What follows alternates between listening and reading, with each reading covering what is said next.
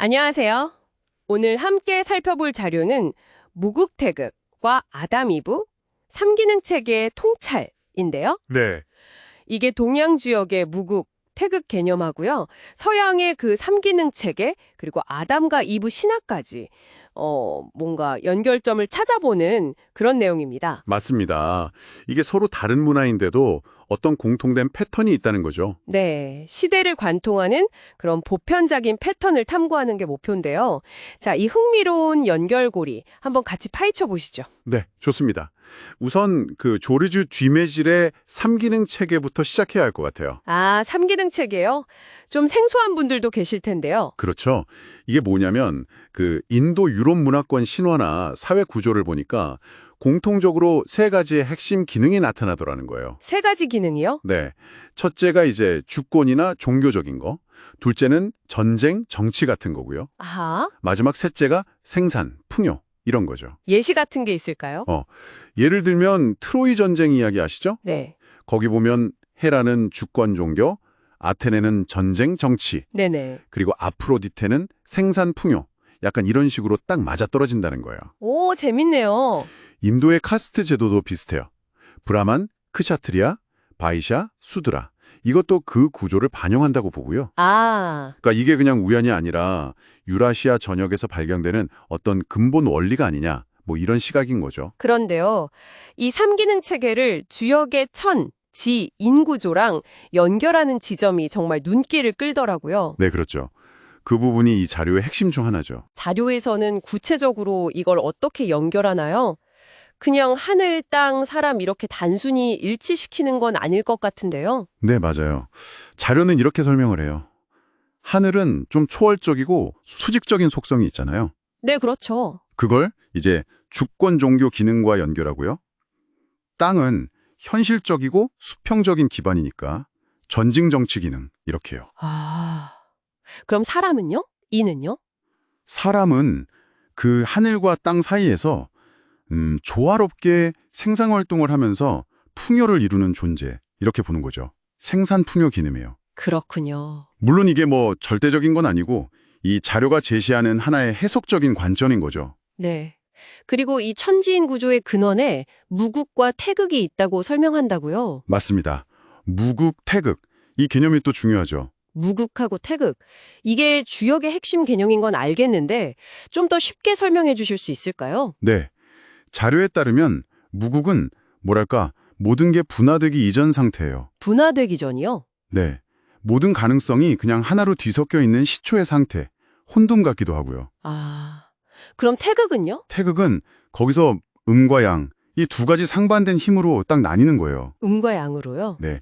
그래서 이 둘이 끊임없이 상호작용하면서 변화하고 순환하는 역동적인 상태. 이게 태극인 거죠. 비유를 들자면요? 마치 씨앗 하나가 무국이라면 거기서 두 개의 싹, 음과 양이 터져 나와서 자라나는 모습. 이게 태극이라고 할 수 있겠네요. 아하, 이해가 되네요. 씨앗에서 싹이 트는 모습. 네.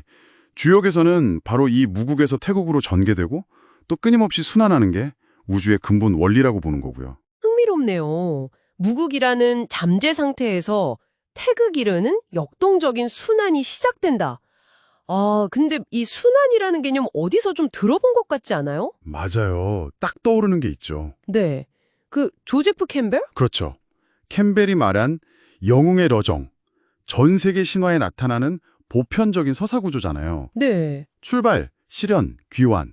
그 순환 패턴이요. 네, 자료에서는 이 영웅 서사 구조가 어쩌면 이 주역의 무국 태극 순환 원리를 뭐랄까 신화적으로 풀어낸 걸 수도 있다. 이런 해석의 여지를 두는 거죠. 아, 그러니까 인간이 세상을 이해하고 이야기를 만드는 방식, 깊숙한 곳에 이 순환이라는 틀이 자리 잡고 있다. 이런 말이네요. 네, 바로 그겁니다. 자, 그런데 여기서 자료는 한 걸음 더 나아가더라고요.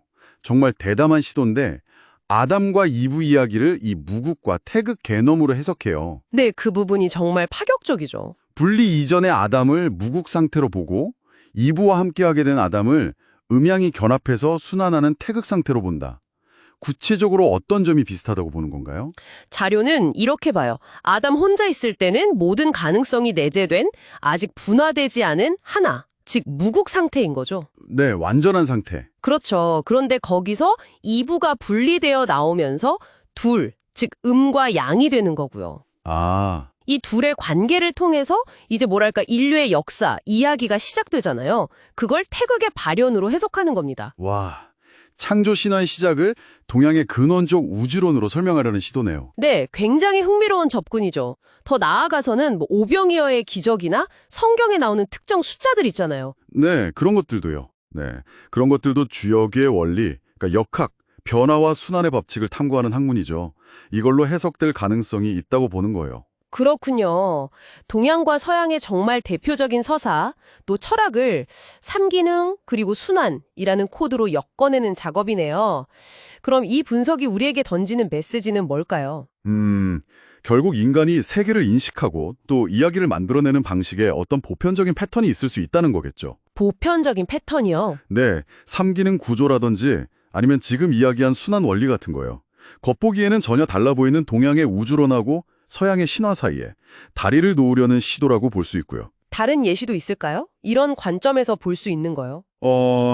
예를 들면 유교의 삼강오륜 같은 거나 기독교의 삼위일체 같은 다른 문화적 틀도 있지 않습니까? 네네 있죠. 어쩌면 그런 것들도 이 근본적인 삼분법적 구조 혹은 순환적 구조의 또 다른 표현일 수 있다. 뭐 이렇게까지 생각해 볼 수 있는 거죠. 정말 관점을 확장시키는 분석이네요. 자료에서는 아담과 이브를 무국태극으로 다시 읽는 것이 창조 신화를 현대적으로 이해하는 데 도움이 될 수 있다고 제안하는데요. 네, 그런 맥락에서요. 자, 그럼 마지막으로 이런 질문을 던져보고 싶습니다. 여러분이 익숙한 분야나 아니면 여러분 문화 속에 있는 다른 근본적인 이야기나 개념들 있잖아요. 네.